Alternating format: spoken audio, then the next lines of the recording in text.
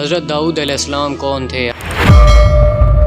اللہ تعالیٰ نے حضرت داؤد علیہ السلام کی قوم پر کون سا عذاب نازل فرمایا؟ حضرت داؤد علیہ السلام کی قوم نے ایسا کون سا گناہ کیا کہ ان پر اللہ تعالیٰ کا عذاب آ گیا؟ حضرت داؤد علیہ السلام اللہ تعالیٰ کے نبی ہیں جو بنی اسرائیل کے نبی اور بادشاہ تھے۔ حضرت داؤد علیہ السلام صرف نبی ہی نہیں بلکہ اللہ تعالیٰ کے رسول بھی ہیں۔ حضرت داؤد علیہ السلام کی پیدائش موجودہ فلسطین میں 1040 قبل مسیح میں ہوئی اور 970 قبل مسیح میں 70 سال کی عمر میں وفات پائی۔ حضرت داؤد علیہ السلام بنی اسرائیل کے بادشاہت کے تیسرے بادشاہ تھے۔ کہا جاتا ہے کہ آپ کا قد چھوٹا، نیلی آنکھیں اور سر پر کم بال تھے۔ حضرت طالوت علیہ السلام کی وفات کے بعد ان کا بیٹا اشبوش 40 سال کی عمر میں اسرائیل کا دوسرا بادشاہ بنا۔ اس نے 2 سال تک حکومت کی۔ پھر اس کے بعد حضرت داؤد علیہ السلام نے بنی اسرائیل کا اقتدار سنبھالا اور پھر حضرت داؤد علیہ السلام بنی اسرائیل کے تیسرے بادشاہ بنے۔ حضرت داؤد علیہ السلام پر اللہ تعالیٰ نے زبور نازل فرمائی۔ زبور کا تذکرہ قرآن پاک میں متعدد بار آیا ہے۔ اللہ تعالیٰ نے حضرت داؤد علیہ السلام کو ایک اور ایسا معجزہ عطا کیا کہ جس کے ذریعے حضرت داؤد علیہ السلام اپنے ہاتھوں میں لوہے کو نرم کر کے ان سے زرد تیار کر سکتے۔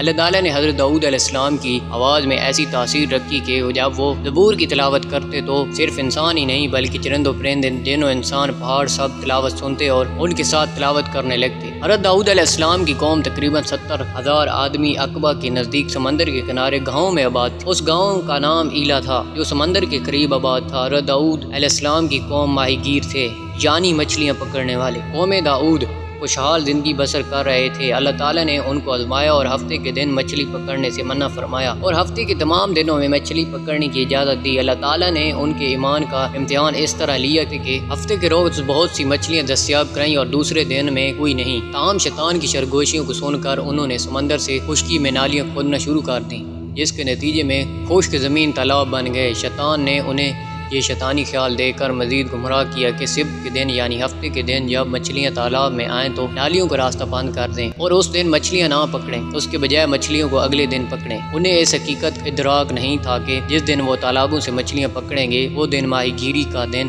تصور کیا جائے گا جسے اللہ تعالیٰ نے ان پر حرام کر دیا تھا۔ چنانچہ جب نافرمان لوگوں نے اس سے منع کرنے کے باوجود اپنے برے کام سے باز نہیں آئے تو ان کو روکنے کی کوشش کرنے والوں نے کہا کہ اب وہ ان سے کوئی تعلق نہیں رکھیں گے۔ اس لیے انہوں نے اپنے آپ کو ظالموں سے الگ کرنے کے لیے دیواریں کھڑی کر دیں اور داخلی اور خارجی راستے الگ کر دیے۔ غصے میں آ کر حضرت داؤد علیہ السلام نے ہفتے کے دن شکار کرنے والوں پر لعنت بھیجی۔ چنانچہ نافرمانوں میں سے ایک دن باہر نہ نکلا۔ کچھ لوگ انہیں دیکھنے کے لیے دیواروں پر چڑھ گئے اور دیکھا کہ وہ سب بندر کی شکل اختیار کر چکے ہیں۔ جب ظالم لوگوں کے دروازے کھول کر اندر داخل ہوئے تو بندر اپنے رشتہ داروں کو پہچانتے، ان کے قریب آتے اور ان کے کپڑوں کو سونگھتے اور پھوٹ پھوٹ کر روتے، لیکن بندروں میں تبدیل ہونے والوں کو لوگ پہچان نہ سکے اور ان کی تعداد 12,000 تھی۔ وہ 3 دن تک زندہ رہے اور درمیان میں کچھ کھا یا پی نہ سکے اور وہ سب پیاس اور بھوک کی وجہ سے مر گئے۔ جن لوگوں نے مچھلیاں پکڑنے سے منع فرمایا وہ تباہی سے محفوظ رہے اور یوں اللہ تعالیٰ نے حضرت داؤد علیہ السلام کی قوم کو بندر بنا دیا۔